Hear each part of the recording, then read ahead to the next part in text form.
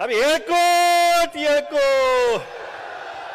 येळकोट येळको या महाराष्ट्राचा आराध्य दैवत छत्रपती शिवाजी महाराज, आरक्षणाचे जनक राजर्षी शाहू महाराज, महामानव डॉक्टर बाबासाहेब आंबेडकर, महात्मा ज्योतिबा फुले होळकर यांच्या प्रतिमेला अभिवादन करून आज अहमदनगर नव्हे तर अहिल्यानगरमध्ये जमलेल्या महाएल्गार मेळाव्यास अहिल्यानगर करायचं ना. भुजबळ साहेबांना विनंती आहे, एखाद्या कॅबिनेटमध्ये आता पुढच्या हे अहमदनगर जे आहे त्याचं नामकरणाची मागणी अनेक वर्षापासून आहे. ती येणाऱ्या कॅबिनेटमध्ये जी आहे त्या माझं सोमवारीच कॅबिनेट आहे, त्या ठिकाणी आपण ठराव मांडून या नगरकरांचा अहिल्यानगरच्या नामकरणाचा समारंभ जो आहे तो या ठिकाणी साजरा करावा अशी मागणी पहिल्यांदा आपल्या वतीनं करतो. व्यासपीठावर उपस्थित ओबीसींचे योद्धे, ओबीसींचे मसीहा, तुम्हा सगळ्यांचे नेते आदरणीय छगनरावजी भुजबळ साहेब, या ठिकाणी उपस्थित महादेवरावजी जानकर, गोपीचंद अजून यायचे आहेत वाटतं, येणार आहेत ना, येत आहेत गोपीचंद येत आहेत,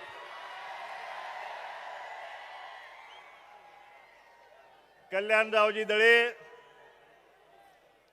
लक्ष्मणजी हाके, या ठिकाणी आगरी कोळी समाजाचे नेते आदरणीय जेडी तांडेलजी, शब्बीर भाई अन्सारी व्यासपीठावर उपस्थित, या ठिकाणी संयोजन समितीचे सगळे नेते मंडळी आणि लाखोंच्या संख्येनं या ठिकाणी या एल्गार महामेळाव्यास उपस्थित असलेल्या ओबीसी, भटके विमुक्त आणि बाबा बरुद्दार बंधू आणि भगिनीनो, जरांगेंच्या उपोषण सुटलं आणि गुलाल पडला. तुम्हाला माहित आहे हा तिसरा गुलाल होता. पहिला गुलाल राणे समितीने मराठा समाजाला आरक्षण देण्याची शिफारस केली आणि ती महाराष्ट्र सरकारनं मान्य केली, कॅबिनेट निर्णय झाला आणि या महाराष्ट्रातील तमाम मराठा समाजानं गुलाल उधळला. दुसरा गुलाल देवेंद्र फडणवीस साहेबांनी या महाराष्ट्रातील मराठा समाजाची मागणी नसताना सुद्धा त्यांना मागासवर्गीय ठरवलं. गायकवाड कमिशनचा बोगस अहवाल घेतला आणि विधानसभेमध्ये बिल पास केलं की हा मराठा समाज मागासलेला आहे आणि त्याला 16% आरक्षण दिलं. त्यावेळी या महाराष्ट्रातल्या मराठा समाजानं दुसऱ्यांदा गुलाल उधळला. आता या शिंदे सरकारने 27 जानेवारीला आणखी एक बोगस आरक्षण त्यांना दिलं आणि या मराठा समाजानं तिसऱ्यांदा गुलाल उधळला. अजून किती वेळा खोटा गुलाल तुम्ही उधळून घेणार आहे? आता 2024चा रणसंग्राम समोर आहे. 2024च्या या निवडणुकीच्या रणसंग्रामामध्ये या महाराष्ट्राच्या विधानसभेवर ओबीसींचा झेंडा फडकणार आहे आणि त्या ठिकाणी खरा खुरा आमचा भंडारा जो आहे तो संपूर्ण महाराष्ट्रावर उधळणार आहे आणि पुन्हा कधीही तुम्हाला गुलाल उधळण्याची संधी या महाराष्ट्रामध्ये मिळणार नाही. हा ओबीसी समाज मिळवू देणार नाही. या ठिकाणी आता पुढचा गुलाल तुम्ही विसरा. जो गुलाल तुम्ही उधळला त्या गुलाल झटकण्याचं काम आता मराठा समाजाचे नेतेच करायला लागलेले आहेत. त्या ठिकाणी प्रवीण गायकवाड म्हणते ते फसवा आयोग आहे, फसवा आरक्षण आहे. बाकी सगळे नेते म्हणजे किती फसवा आयोग आहे. त्या ठिकाणी काल राज ठाकरेंनी काय तर म्हणले की अहो गुलाल उधळला मग पुन्हा आणि कशाला आरक्षण करताय. कशाला उपोषण करताय? किती वेळा आरक्षण तुम्हाला द्यायचं? म्हणजे या ठिकाणी महाराष्ट्र सरकारनं जरांगेची फसवणूक केली की मराठा समाजाची फसवणूक केली, हे आता महाराष्ट्र सरकारनं सांगण्याची गरज आहे. या ठिकाणी आता सर्वेक्षण सुरू आहे. आत्ताच कोणी सांगितलं की बंगला असला तरी झोपडं सांगायचं, 4 व्हीलर असलं तरी सांगायचं, काहीच नाही सांगायचं, सरकारी नोकरी असली म्हणून तरी सुद्धा सांगायचं की मी मोलमजुरीला जातोय. असा खोटा सर्वे जो आहे, बोगस सर्वे सुरू आहे. भुजबळ साहेबांना माझी विनंती आहे, सर्वेक्षण जरी खोटं असलं तरी आधार कार्ड नंबर खरा दिलेला आहे. पट्ट्यानं तुम्ही आधार कार्ड खरा नंबर दिलेला आहे आणि त्या आधार कार्डाला तुमचा बँक अकाउंट नंबर लिंक मोदींनी केलेला आहे. ना आधार कार्ड सगळ्यांचं लिंक झालं ना. मग आता एखाद्याने खोटं सांगितलं तर बँक अकाउंट मध्ये माहिती मिळणारच आहे ना. मग ज्यांनी खोटी माहिती दिली त्यांच्यावरती कारवाई जी आहे ती कारवाई या ठिकाणी झाली गेली पाहिजे. ज्या अधिकाऱ्यांनी खोटी माहिती दिली त्या अधिकाऱ्यांच्यावर सुद्धा खोटी माहिती दिल्याबद्दल त्यांना शिक्षा ही झाली गेली पाहिजे. महाराष्ट्र शासनाने असा निर्णय जो आहे तो निर्णय भुजबळ साहेब आपण कॅबिनेटमध्ये करून घ्यावा अशी माझी विनंती तमाम ओबीसी समाजाच्या वतीने आहे. या ठिकाणी काल परवा कोणतरी संजय गायकवाड नावाचे आमदारानं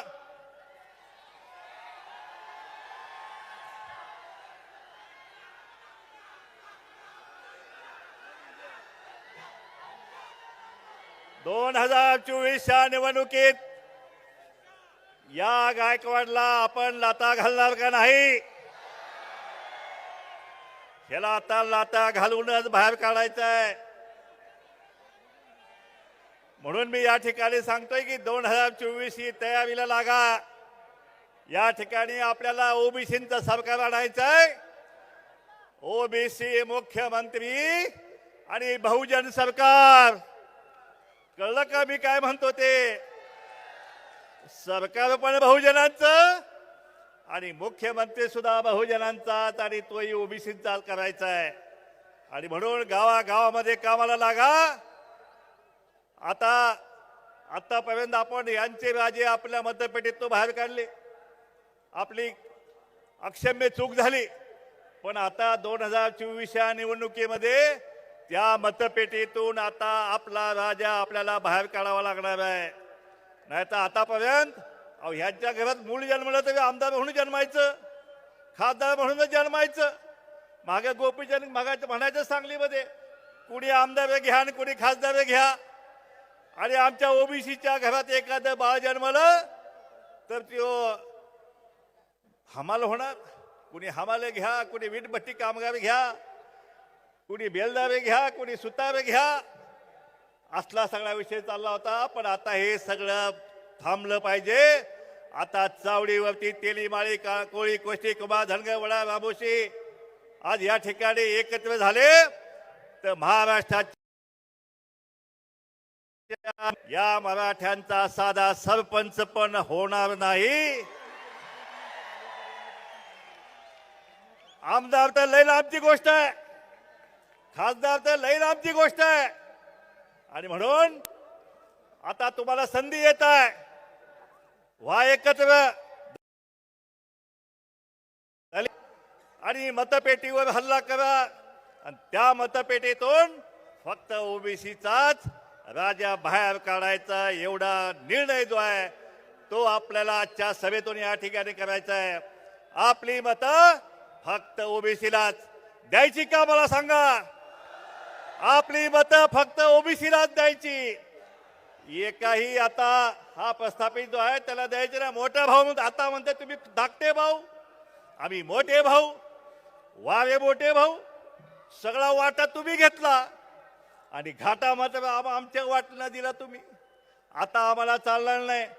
अहो मुख्यमंत्रीपद तुम्ही घेतलं, मंत्रीपद तुम्ही घेतलं, आमदारके तुमच्या, खासदारका तुमच्या, बँका तुमच्या, सहकारी बँका तुमच्या, सूतगिरण्या तुमच्या, हायस्कूल तुमचे, कॉलेज तुमचे, सगळं तुमचं. मग तुम्ही धाकटा भाऊ म्हणून आमच्या वाट्याला तुम्ही काय दिलं? जरांगे, तुम्ही जरा या छोट्या भावाला समजून सांगा की आम्ही तुमच्या वाट्याला हे दिलं. अरे काय आमच्या वाट्याला आलं? या ठिकाणी वंजारी समाज मोठ्या समाजाने या ठिकाणी आलेला आहे. त्यांच्या हातातला ऊसतोडीचा कोयता आता दुसरी पिढी या ठिकाणी ऊसतोडी करत आहे. या ठिकाणी हमालांची तिसरी पिढी आली. बेलदार असेल, बाबूशा असतील, आज या ठिकाणी राजे उमाजी नाईकांची आज पुण्यतिथी आहे. त्या ठिकाणी त्यांच्या प्रतिमेला आपण सगळ्यांनी अभिवादन आजच्या सभेमध्ये करायचं आहे. आणि त्या ठिकाणी रामोशी समाजानं सुद्धा सांगितलं की त्या ठिकाणी स्वातंत्र्य मिळवण्यासाठी उमाजी नाईकांना त्या ठिकाणी झाडावर त्यांना फाशी दिली. 3 दिवस त्यांचा मृतदेह लटकत ठेवला होता ब्रिटिशांनी, पण कुणी सुद्धा काढायची हिंमत केली नव्हती. अशा प्रकारे हे स्वातंत्र्य मिळवण्यासाठी या सगळ्या रामोशी समाजाने सुद्धा रक्त सांडलेलं आहे. या ठिकाणी स्वराज्यासाठी होता जीवा म्हणून वाचला शिवा, पण या ठिकाणी जीवा महाले, उमाजी नाईक यांच्या पिढ्यांना या स्वातंत्र्यामध्ये, या स्वराज्यामध्ये काय मिळालं आम्हाला, हे या सत्तेनं, या जरांगेने या सगळ्या छोट्या भावाला सांगावं. म्हणून आता मी निर्णय केलेला आहे, आता आमचा वाटा तुम्हाला आणि तुमचा वाटा आम्हाला. आता तुम्हाला ऊसतोडी करायची पाळी आल्याशिवाय राहणार नाही महाराष्ट्रामध्ये. कारण आता सगळे कारखाने आता आमचे होणार आहेत. कारण तिथं सुद्धा 60% ओबीसी आहे. त्या ठिकाणी सगळे मेंबर, सभासद हे सगळे आपले होणार आहेत. त्यामुळे सुटगिरण्या, कारखाने हे सगळं सुद्धा आपल्या वाट्याला या ठिकाणी येणार आहे. म्हणून माझी विनंती आहे आपल्याला, आता एक पण निवडणूक सोडायची नाही. सगळ्या निवडणुका आपणच जिंकायच्या आहेत. एकात सुद्धा आता सांगतात की राजकीय आरक्षण गेलं. राजकीय आरक्षण गेलं, कुठे गेलं? एक सुद्धा पंचायत समिती सदस्य आणि एक सुद्धा जिल्हा परिषद सदस्य आता ह्यांचा आपल्याला होऊ द्यायचा नाही. झाला तर तो फक्त ओबीसी आणि दलितांचाच होईल. या ठिकाणी एकाला सुद्धा आपण आता येऊ द्यायचं नाही.